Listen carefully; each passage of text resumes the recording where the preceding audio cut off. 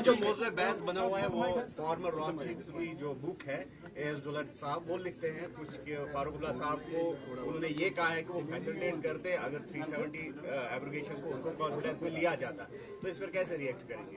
अगर उस ऑथर की आप बुक देखेंगे और अगर आप देखेंगे जब वो उसमें लिखता है वो अपनी बात को खुद ही कॉन्ट्रडिक्ट करता है। वो अगर आप आगे देखेंगे वो लिखता है कि 7 महीने गवर्नमेंट ऑफ इंडिया गॉज कर रही थी फारूक अब्दुल्ला साहब का सेंस क्या होगा जब वो जेल में हिरासत में थे, जब वो गुपकार पे बंद थे। और 7 महीने के बाद फारूक अब्दुल्ला साहब ने पीएजीडी को आगे चलाया। अगर वो बात होती तो क्या पीएजीडी वो ऐसे करते?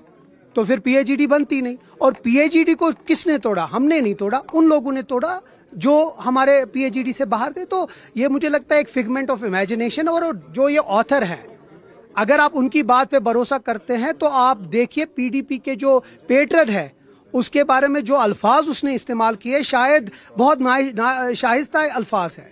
मुझे नहीं लगता, जब हम उन बातों पे भरोसा नहीं करते, मुझे लगता है पीडीपी भी वो जो दुल्लत साहब उस वक्त मुफ्ती साहब के खिलाफ बोला उनने बात, तो मुझे लगता है वो सिर्फ रेलेवेंस अपने करना चाहते हैं। It's a figment of imagination, इसमें कुछ नहीं है, अपने आप की रेलेवेंस लाना चाहते हैं। ये बुक खुद ही अपनी बात को कॉन्ट्रडिक्ट करता है।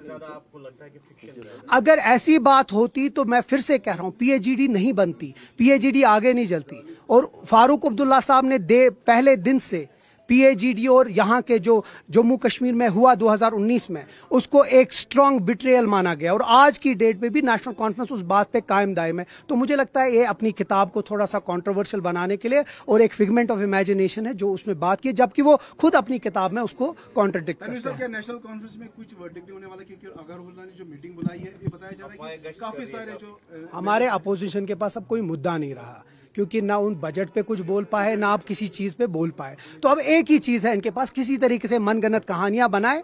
नेशनल कॉन्फ्रेंस मजबूत है। आगा रूहुल्लाह साहब इस तंजीम के बहुत सीनियर लीडर हैं, पीएसी मेंबर हैं, और इसमें इससे ज्यादा बाकी लोगों को कुछ करना चाहिए। आगा साहब की जो स्टेटमेंट्स बाहर आ रही है, वो घर की बात, वो घर की लगता है कि वो सैटिस्फाई नहीं है। वो घर की बात है, घर में रहेगी, हम वो बात भी ठीक कर देंगे, उसमें आप ज्यादा मत मानिए। इस वक्त इश्यूज जो मेन है उस पर हम फोकस करें। मुझे लगता है बहुत बड़े बड़े इश्यूज हैं, वक्त अमेंडमेंट बिल है, रिजर्वेशन का इशू है, बाकी इश्यूज है, उस पर हम बात करें, वो ज्यादा बेहतर है। साहब का कहना है कि उमरुल्लाह साहब माफी मांगे जो वक्फ बिल पे उन्होंने जो इस तरह का पक्ष लिया है। तो वो अगर 2014 के बाद जिस तरह बीजेपी के गोद में बैठे, मैं बहुत इज्जत करता हूं सजाद लोन साहब की, 500 वोटों से जीते हैं।